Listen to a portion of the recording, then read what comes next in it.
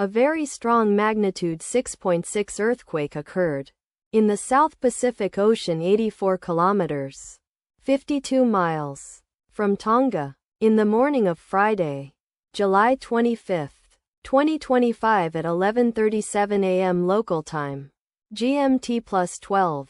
The quake had a great depth of 314 kilometers, 195 miles, and was not felt, or at least not reported so.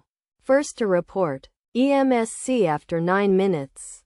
Data source from Volcano Discovery. Did you feel it?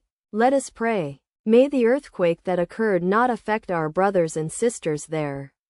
May the earthquake not happen again. And may God protect everyone. Amen.